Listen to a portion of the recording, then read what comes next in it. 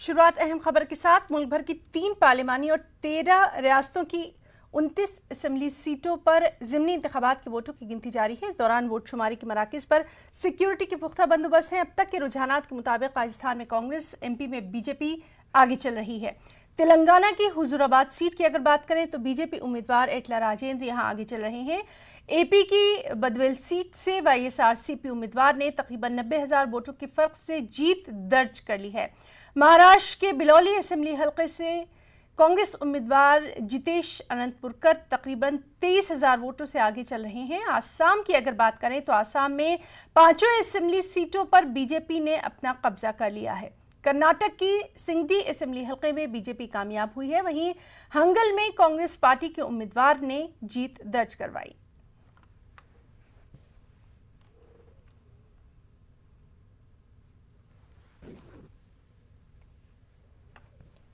और चलिए सीधे रुख करेंगे हैदराबाद का। हुजूराबाद सीट के ताल्लुक से हम जानकारी हासिल करेंगे हमारे साथी संजय तिवारी से। संजय, इस वक्त का अपडेट चाहेंगे आपसे।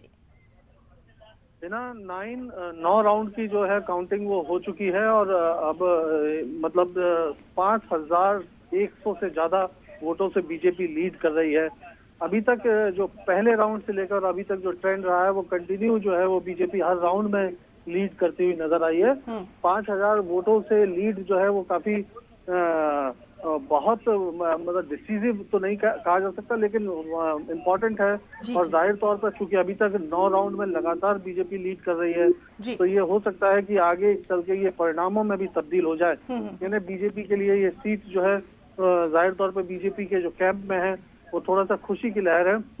और TRS में जो इस समय सत्तारूढ़ पार्टी है तेलंगाना में, उनके लिए जाहिर तौर पर निराशा की खबर है, क्योंकि अभी तक वो जो कैंडिडेट है TRS का वो ट्रेल ही करता रहा है। ये पूरा चुनाव जो है आपको, जैसा कि हम अपने दर्शकों को लगातार बता रहे हैं कि हुजूराबाद का जो इलेक्शन है वो काफी अहम है, क्योंकि दक्षिण का द्वार तेलंगाना को बोला जाता है। और यहाँ पर अगर हुजूराबाद सीट जो है वो उस पर बीजेपी जीत जाती है तो जाहिर तौर पर उसको एक नई ऊर्जा मिलेगी। GHMC जो ग्रेटर हैदराबाद म्युनिसिपल कॉर्पोरेशन के चुनाव हुए थे उसके बाद बीजेपी का ये एक अहम जीत होगी। और जाहिर तौर पर जो स्टेट प्रेसिडेंट है बीजेपी के संजय बंडी कुमार जी, उनके लिए जो है ये काफी बड़ा जो एनर्जी की तरह काम करेगा। और जाहिर तौर पर TRS के जो रिसेंटमेंट है जो उसके अंदर पार्टी के अंदर, या ऐसे लोग जो असंतुष्ट हैं उनको भी पार्टी की तरफ आने का रास्ता खुलेगा। लेकिन खास जी, तो बहुत कुछ मायनों में काफी अहम इस सीट को माना जा रहा है। और खासतौर पर बीजेपी क्या कुछ यहाँ पर अब क्या जीत जो है वो दर्ज करवा पाती है, क्योंकि एटला राजेंद्र का लगातार जो हमने देखा है जिस तरह से वो सुर्खियों में बने रहे हैं, और इस जीत के बाद वो क्या कुछ कहेंगे इस पर भी लगातार हमारी नजर बनी रहेगी। बहुत बहुत शुक्रिया संजय आपका तमाम तर जानकारी के लिए। हिमाचल प्रदेश से अहम खबर। हिमाचल प्रदेश ज़िमनी इंतखाबात से जुड़ी ये खबर है, जहां मंडी असेंबली हलके से कांग्रेस उम्मीदवार ने अपनी जीत दर्ज करवाई है। कांग्रेस उम्मीदवार प्रतिभा सिंह ने बड़े फर्क से अपनी जीत यहां दर्ज करवाई है। तो हिमाचल प्रदेश मंडी असेंबली हलका, कांग्रेस उम्मीदवार प्रतिभा सिंह ने यहां एक बड़े फर्क के साथ अपनी जीत दर्ज करवाई है।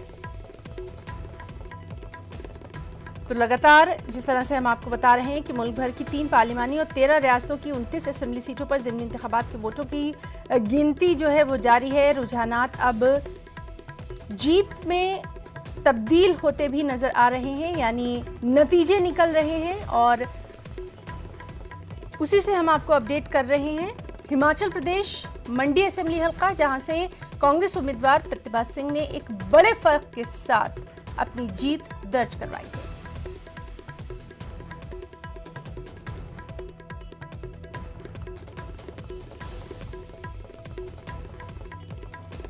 और एक और अहम खबर आ रही है मगरिबी बंगाल से भी। मगरिबी बंगाल ज़िमनी इंतखाबात, मगरिबी बंगाल में TMC का जादू लगातार बरकरार है। 4 असेंबली सीटों पर TMC उम्मीदवारों ने अपनी जीत के झंडे गाड़े हैं। बड़े फर्क से, बेहद अहम है ये कि बड़े फर्क से TMC उम्मीदवारों ने अपनी जीत दर्ज करवाई है।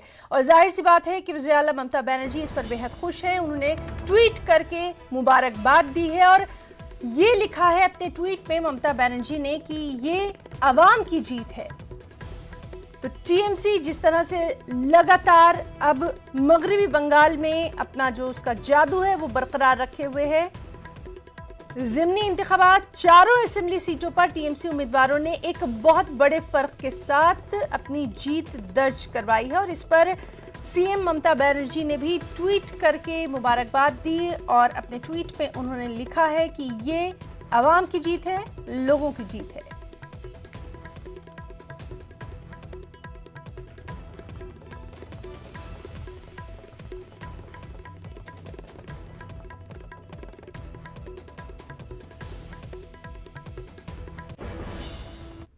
नाज़रीन, इस वक्त की एक बेहद अहम खबर आपको दे दें। पाकिस्तान के कौमी सलामती मुशीर का भारत आने से इनकार।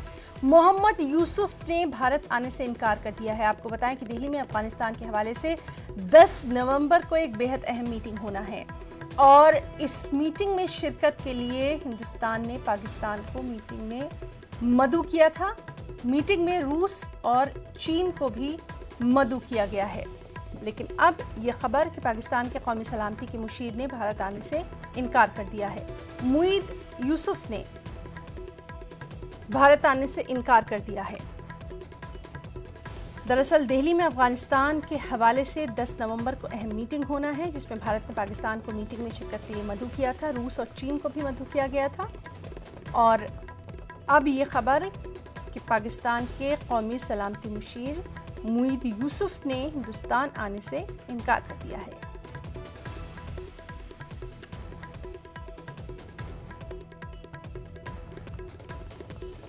बेहद अहम खबर, मुईद यूसुफ पाकिस्तान के कौमी सलामती मुशीर, उन्होंने दिल्ली में अफगानिस्तान के हवाले से 10 नवंबर को मुनक़िद होने वाली मीटिंग में आने से इनकार कर दिया है। हिंदुस्तान ने पाकिस्तान को मीटिंग में शिरकत के लिए मदऊ किया था और मीटिंग में रूस और चीन को भी मदऊ किया गया है। इस बार गाजीपुर बॉर्डर पर किसान दिवाली का त्यौहार मनाएंगे। इससे पहले होली के साथ साथ कई त्यौहार गाजीपुर बॉर्डर पर ये किसान मना चुके हैं। किसानों का कहना है कि दिवाली का त्यौहार धूमधाम से मनाया जाएगा। इस हवाले से किसानों ने न्यूज़ 18 नुमाइंदे से भी खास बातचीत की है। 2020 को किसान गाजीपुर बॉर्डर पर पहुंचा था और 26 नवंबर 2021 भी आने वाला है। जब किसान गाजीपुर बॉर्डर पहुंचा था तो दीपावली का पर्व मनाकर चला था और आज इस बार फिर दिवाली आ रही है और किसान गाजीपुर बॉर्डर पर ही दिवाली का पर्व मनाएगा। बात करते हैं किसानों से, कैसा रहने वाला धनतेरस का त्योहार है, किस तरह गाजीपुर बॉर्डर पर ये पर्व मनाए जाएंगे। देखिए, ये पर्व जिस तरीके से हम लोग का रीति रिवाज जो है, इस हिंदुस्तान की जो परंपरा है, जिस तरीके से धनतेरस और दीपावली का पर्व मनाया जाता है, वो सारे तरीके से यहाँ मनाया जाएगा और किसान गाँव से निकल के अपने घरों से दीप, तेल, दिए, बाती सब कुछ लेकर के आ रहे हैं। तो यहाँ बहुत भव्य दीपावली होगी। एक आदमी अपने घर में जैसा मनाता है दीपावली, उससे कहीं ज़्यादा यहाँ मज़ा आने वाला है।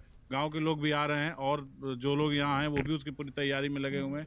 आपने कुछ दिन पहले ही देखा था कि पर्दे वगैरह सब साफ सफाई हर झोपड़ी की कराई गई थी और बहुत ही अच्छा रहेगा, क्योंकि पहली बार ऐसा हो रहा है कि लोग सामूहिक दीपावली मनाएंगे। अन्यथा लोग अपने अपने घरों में माँ लक्ष्मी की पूजा कर लेते हैं और मिठाइयाँ बांट देते हैं, पटाखे छोड़ देते हैं और धूप और अगरबत्ती जला देते हैं। लेकिन इस बार ये पहली बार ऐसा होगा कि पूरे देश का किसान एक प्लेटफॉर्म पे, एक छत के नीचे दीपावली का त्यौहार मनाएगा। हम आपसे जानना चाहते हैं, क्या कभी सोचा था कि होली का पर्व ही मनाएंगे और भी विशेष त्योहार यहाँ पर रहे हैं जो मनाए गए किसानों की तरफ से, और इस बार की दिवाली कैसे रहने वाली है? एक साथ मनाएंगे किसान और 12 महीने हो जाएंगे, इसके बाद घर भी नहीं जा पा रहे, तो क्या है स्थिति रहने वाली? भाई स्थिति क्या रहेगी, अपने त्यौहार को मनाओगे। यहाँ तो जब से आए अपने त्यौहार सारे यहीं मना रहे। तो परमात्मा की असीम कृपा है कि किसानों को एकजुट होकर सारे त्यौहार मनाने का मौका मिला। और सबसे बड़ी बात यह है कि साल भर मिल गया पूरा, सारे त्यौहार आगे दोबारा से रिपीट और अच्छी तरह यहाँ पे होंगे। और इस बार यहाँ पे दीपावली बड़े हर्ष और उल्लास के साथ मनाई जाएगी, क्योंकि सारे किसान एक साथ इकट्ठे होकर मिठाई खाएंगे। और अपने आलम, आप बताइए, ईद का त्योहार भी रहा, भाईचारे के साथ मनाएगा, दीपावली का पर्व भी आ रहा है, कैसे रहने वाला है इस बार गाजीपुर बॉर्डर? गाजीपुर बॉर्डर पे ऐसा है कि ये किसानों का धाम है और किसानों का धाम होने की वजह से जो लोग बोलते थे कि ये पर्व है, ये हिंदू का पर्व है, ये मुसलमान का पर्व है, ये दीपावली मुसलमान नहीं मना सकता, ये सारी चीज़ों को ख़त्म कर दिया गया। भाजपा सरकार की रणनीति को फेल करते हुए यहाँ ईद भी मनाई गई और दीपावली भी मनाई जाएगी। यहाँ कोई जाति और धर्म नहीं होगा, यहाँ सिर्फ किसान है, जाति धर्म को छोड़ के सब एक। आप बताइए। अब हमारी जो दीपावली आ रही है, ये दीपावली हम सब किसान भाई सारे संगठन मिलकर मनाएंगे और बड़े धूमधाम से मनाएंगे। हमारी हर ग्राम पंचायत से, हर ग्राम सभा से 11-11 दीपक बॉर्डर पर पहुंचने लगे हैं। तेल बाती सब किसान भाई अपनी श्रद्धा से बॉर्डर पर पहुंचा रहे हैं। जो हमारा किसान धाम है, यहाँ बड़े धूमधाम से दीपावली मनाई जाएगी। राहुल, आप बताइए किस तरह का रहने वाला है दीपावली का पर्व? मन तो दुखी है क्योंकि 700 किसान से ज़्यादा यहाँ शहीद हुए हैं सारे बॉर्डरों पे, लेकिन त्यौहार मनाया जाएगा। त्यौहार तो छोड़े नहीं जाते। सरकार जैसे चाह रही है, इन्हें सद्बुद्धि दें श्री राम कि ये किसानों की बात मान लें और इन कानूनों को वापस करें। किसान को शौक नहीं है रोड पे सोने का। देखिए, गाजीपुर बॉर्डर पर भी इस बार दीपावली का पर्व विशेष धूमधाम से मनाया जाएगा। किसानों का जैसा कि कहना है, त्योहार मनाकर हम अपने घरों से चले थे और सारे त्योहार इस बार हमें गाजीपुर बॉर्डर पर ही मनाने पड़ रहे हैं। Rohit Singh, news 18, Ghazipur border. मुंबई में रिलायंस का नया shopping mall Jio world drive खुल गया है। इसमें इंटरनेशनल और इंडियन ब्रांड्स के नुमाइंदा प्रोडक्ट्स दस्तयाब हैं। कंपनी का दावा है कि जियो वर्ल्ड ड्राइव के बांद्रा में खुलने से मुंबई में लोगों को खरीदारी का मुनफरिद तजुर्बा हासिल हो रहा है।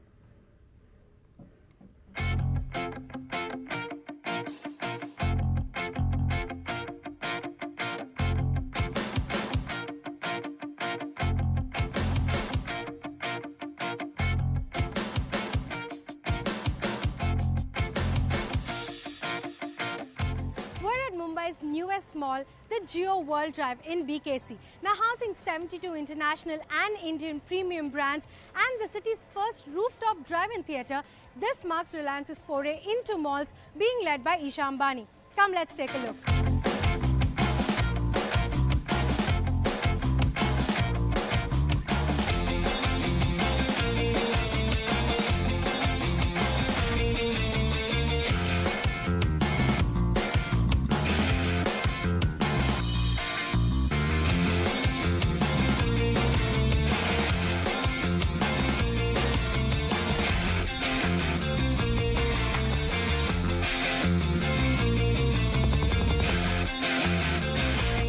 Spanning across 17.5 acres, this mall also houses some of Reliance's new retail concepts, like a bookstore with coffee, that's the White Crow Books and Coffee, a new upscale grocery format called Fresh Pick, a new weekend community pop-up market called the Green Co-op, and Hamley's latest concept store, that's a play area.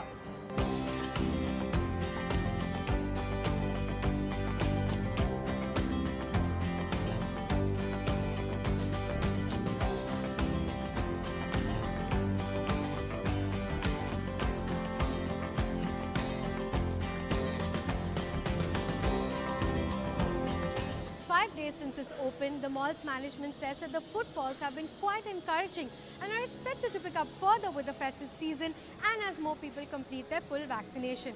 For now, the mall is running at over 75% capacity in terms of the brands and the F&B outlets, and the rest of the brands, the food court and the Jio Drive-in Theatre are all expected to open by the end of 2021. In Mumbai with camera person Milind Wagmare, Shilpa Rani Peta. Uttar Pradesh के वज़ीर-ए-आला योगी आदित्यनाथ ने लखनऊ में assistant engineers की एक meeting को खिताब करते हुए कहा कि गुज़िश्ता 4.5 साल में नौजवान इंजीनियर्स ने यूपी की तरक्की में काफ़ी अहम रोल अदा किया है। उत्तर प्रदेश आवास विकास प्रोग्राम के तहत रियासत को तरक्की में अहम रोल अदा करने वाले इंजीनियर्स की 27 यहाँ पर उन्होंने की। इस मौके पर उन्होंने हाउसिंग डिपार्टमेंट में नए मुंतखब असिस्टेंट इंजीनियर्स में अपॉइंटमेंट लेटर्स भी तकसीम किए। इस मौके पर योगी आदित्यनाथ ने कहा कि गुज़िश्ता 4.5 साल में यूपी हुकूमत ने 4.5 लाख नौजवानों को मुलाजमत फराहम की है। आवास विकास से जुड़े भी इस महत्वपूर्ण उपलब्धि के साथ चयनित हो रहे हैं। मैं इसके लिए आपको, आपके अभिभावकों को हृदय से बधाई देता हूं, अपनी शुभकामनाएं देता हूं। लगभग 4.5 लाख नौजवान अब तक प्रदेश के अंदर अलग अलग विभागों में सरकारी नौकरी प्राप्त किए हैं। एक भी नौकरी पर कोई उंगली नहीं उठा सकता, क्योंकि पूरी प्रक्रिया, चाहे वह उत्तर प्रदेश लोक सेवा आयोग हो, उत्तर प्रदेश अधीनस्थ सेवा चयन आयोग हो, उच्चतर शिक्षा चयन आयोग हो, माध्यमिक शिक्षा चयन आयोग हो, या बेसिक शिक्षा परिषद से जुड़ी हुई नियुक्ति की प्रक्रिया हो, या उत्तर प्रदेश पुलिस प्रोन्नति एवं भर्ती बोर्ड का हो, ये जितनी भी नियुक्ति की प्रक्रिया अब तक प्रदेश के अंदर संपन्न हुई हैं, पूरी ईमानदारी और पूरी पारदर्शी तरीके से संपन्न हुई हैं। क्या आप भी इसी ईमानदारी और पारदर्शी तरीके से समयबद्ध ढंग से शासन के कार्यक्रमों को आगे बढ़ाने में अपना योगदान देंगे? आईसीसी टी20 वर्ल्ड कप में टीम इंडिया की मायूसकुन कारकर्दगी से मद्दाहों में नाराजगी है। पहले मुकाबले के बाद मोहम्मद शमी को सोशल मीडिया पर ट्रोल किया गया और दूसरे मैच के बाद कोहली एंड कंपनी पर तनकीदों की बौछार की जा रही है। कुछ मद्दाह हुदूद से तजावुज कर रहे हैं। खेल और खिलाड़ियों की नुक्ताचीनी करने के लिए वो नाजेबा कलमात का इस्तेमाल कर रहे हैं। ऐसे ही एक सिरफिरे ने ट्वीट करके कोहली की कमसिन बच्ची मासूम बच्ची के ताल्लुक से घटिया और नाशाइस्ता बात लिखी और जिसका दिल्ली खवातीन कमीशन ने फौरी सख्त नोटिस लिया। स्वाति मालीवाल ने पुलिस को नोटिस भेजकर मुलजिम को गिरफ्तार करने का मुतालबा किया है। कि Indian cricket team captain Virat Kohli की 9 महीने की बेटी को कुछ लोग रेप थ्रेट्स दे रहे हैं क्योंकि इंडिया क्रिकेट में पाकिस्तान से हार गया, क्योंकि विराट कोहली मोहम्मद शमीम के सपोर्ट में उतरे जब उनको उनके रिलीजन की वजह से, उनके धर्म की वजह से कुछ ट्रोल्स ने टारगेट करा। तो इससे ज्यादा शर्म की बात क्या हो सकती है? दिल्ली महिला आयोग ने दिल्ली पुलिस को नोटिस इशू करा है। मैं चाहती हूं कि इस केस में जल्द से जल्द एफआईआर हो उन लोगों पे जो एक 9 महीने की बेटी को रेप के थ्रेट्स दे सकते हैं और उन लोगों को हर हाल में तुरंत दिल्ली पुलिस को अरेस्ट करने की जरूरत है।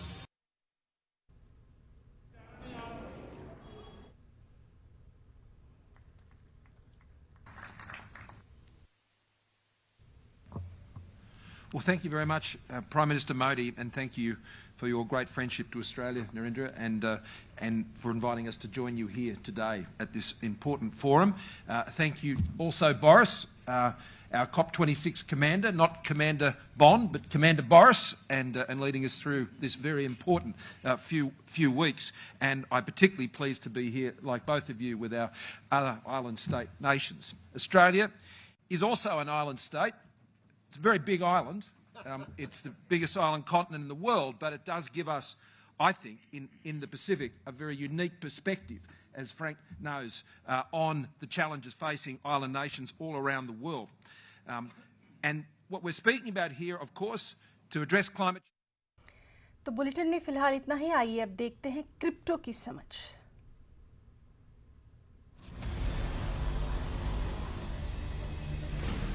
Z and news 18 network present crypto की समझ। एक बार फिर से स्वागत है आपका क्रिप्टो की समझ के एक नए एपिसोड में। चलिए जानते हैं इस हफ्ते क्रिप्टो मार्केट में कौन सी खबरों ने मचाई हलचल। आज हम बात करेंगे डिसेंट्रलाइज की। दरअसल डिसेंट्रलाइज फाइनेंस एक टर्म है जिसका इस्तेमाल क्रिप्टो या ब्लॉकचेन में कई तरह की फाइनेंशियल एप्लीकेशंस के लिए किए जाते हैं।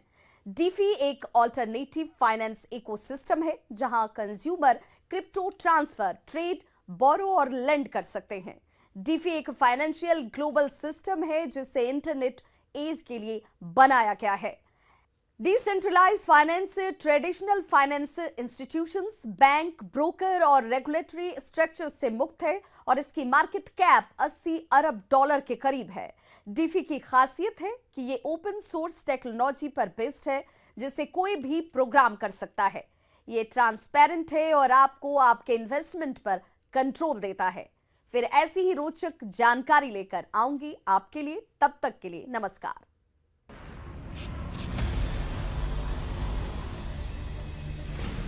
Z and news 18 network present crypto की समझ।